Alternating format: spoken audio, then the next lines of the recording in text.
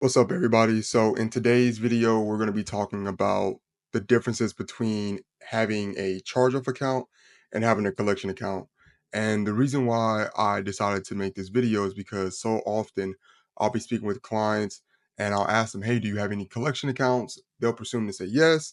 And then I will ask for them to show me their collection account. And I come to find out that they actually only have a charge-off account. So I think there's a big misconception between what's actually a collection account and what's really just a charge-off account. So in that video, we'll go over this. We'll go over how you need to go about working towards resolving those accounts, what you can do, what are some of your options, and then hopefully by the end of this video, you have a good idea of what the differences are and what you can do to resolve both accounts. So in the beginning, I'll take an example, bank. Let's just go with CIBC. In the beginning, let's say you have a CIBC credit card and you were to default on this credit card.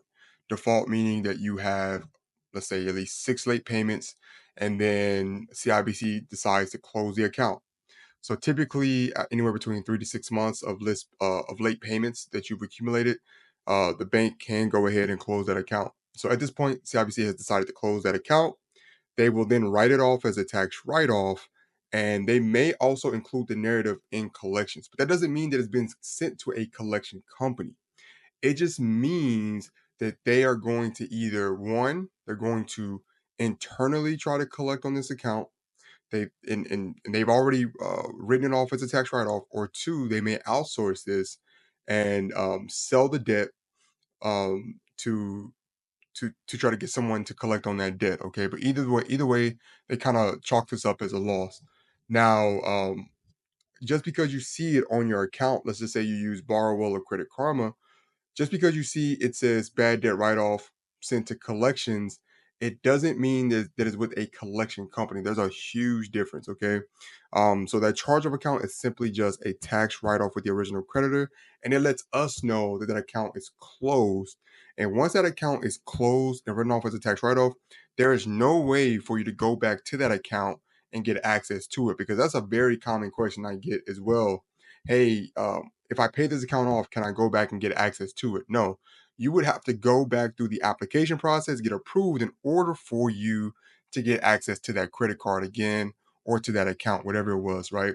And the reason why we want to avoid this is because all those years, all those months of on-time payments that you made with that account are now gone once that account gets closed, right? So now that account, that charge-off account is going to turn into an R9 rating account. R9 is simply just a rating code. Don't think too much into it, but it just lets us know that this account is a charge-off account. It's written off, and there's a possibility that it may have been sent to collections or the debt is still with the original creditor. But typically with charge-off accounts, that debt is still, if the balance is still there, in most situations, the debt is still owned by the original creditor. Okay. Now, if it is a true collection account, that means that the debt has been sold to a collection company. So there's a huge difference. So if that debt is sold to the collection company, that CIBC account that we were once talking about, that balance should go. It should go. There's always a lot of mistakes. There's always a lot of errors in credit. That balance should go to a $0 balance. Okay. And then it should then be transferred over to the collection company. So now you would go to your public records section or the collection section within your credit report, and it's going to differ depending on what platform you use to monitor your credit. But just understand that it's either going to be in your public records section or the collection section. You would then see a third party company. You may have never even heard of this company. I'm not going to name companies. I don't even want to give them any attention, but you may have heard of some of these companies. Okay, but if you may have, I'm sorry, you may have not have heard of some of these companies, but if you click on that company that you have never heard of, okay, it should give you a drop down menu. If it doesn't give you on the on that first level page, if it doesn't give you there, you can just click on the company you never heard of, that collection company, and then you'll see where they purchased that debt from. Okay, so let's say collection company A. You click on that, and then in the drop down is going to give you the current balance, the current balance, the starting balance. It's going to give you the name of the original creditor, the date that it was reported, all these details you should have there, right? And so this is what lets us know that collection company has possibly purchased that debt from the original creditor, okay? But you don't know for sure if they actually purchased the debt until you go through the process of receiving proof of debt, which is a completely different topic. It's a completely different video. I don't want to waste time discussing that. So again, we have our two differences between the two accounts. Charge-off account is the original creditor that has written it off as a tax write-off, and it has a rating code of an R9 for a revolving account, or if it's an open account like a Bell account, it will be O9, or if it's a loan, maybe you had an auto loan with Scotiabank, it will be an I9 for installment account. Okay, and the nine represents how many late payments you accumulated and uh and what that creditor has done with the account, which they have closed it and written it off as a tax write-off.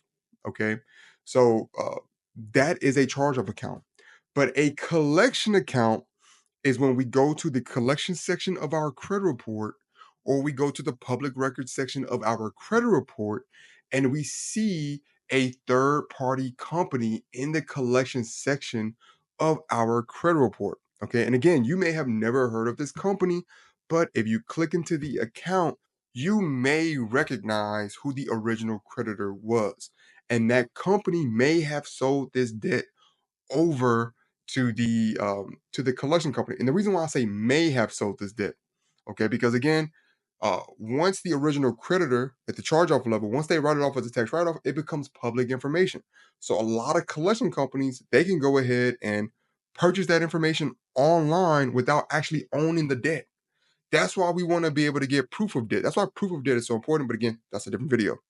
So now we understand the differences between the two accounts. We understand what a charge-off account is, and we understand what a collection account is. Now, how should you go about handling the two accounts? Okay. Now, ideally, you would want to to not allow your accounts to go into a charge-off rating, right? We will want to avoid that because what that tells us is that you've accumulated a certain amount of late payments and you allowed that account to close and you decided not to answer the phone calls of your bank are calling you probably every day.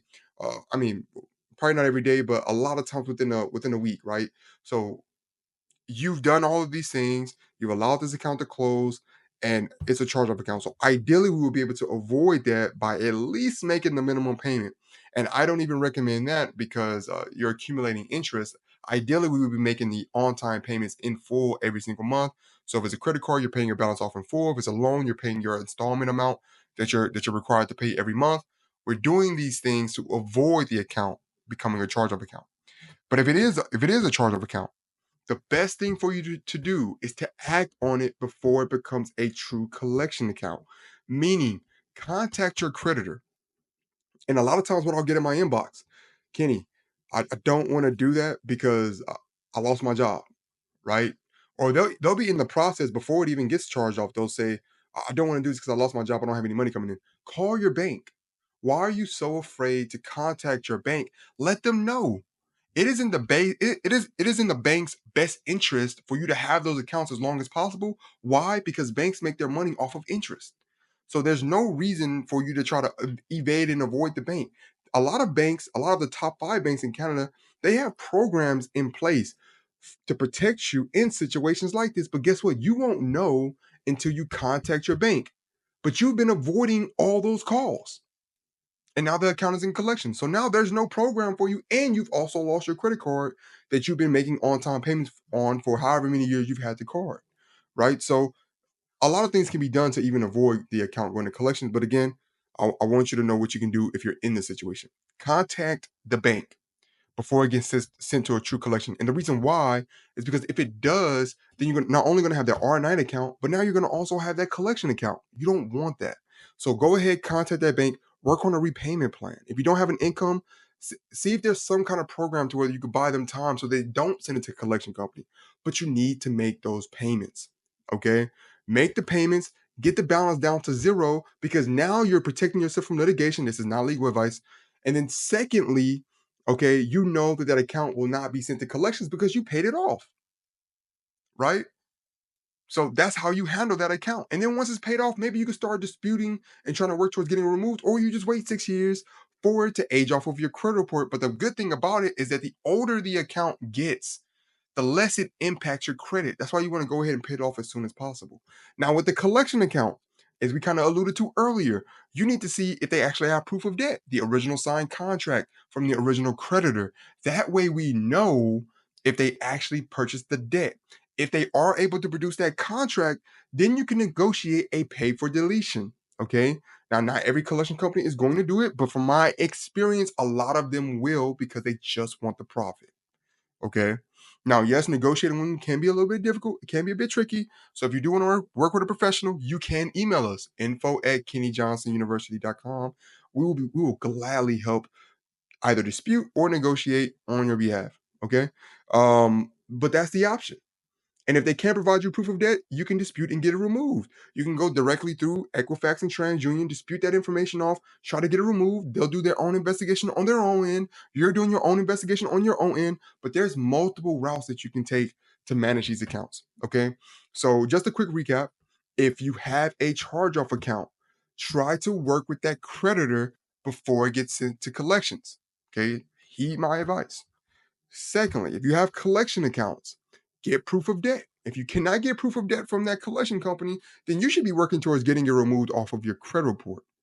Okay. All right. So that's the two options. If you need help, my company exists. We have been here for half of a decade. Half of a decade. I have a team behind me. I know you just probably see my face. I have a team behind me that helps me, and I probably have one of the best teams in credit repair for Canadians. I'm no joke. Email me info@kennyjohnsonuniversity.com if you need help. I'll put it here at the bottom of the screen. Okay. And until next time, take care. Peace.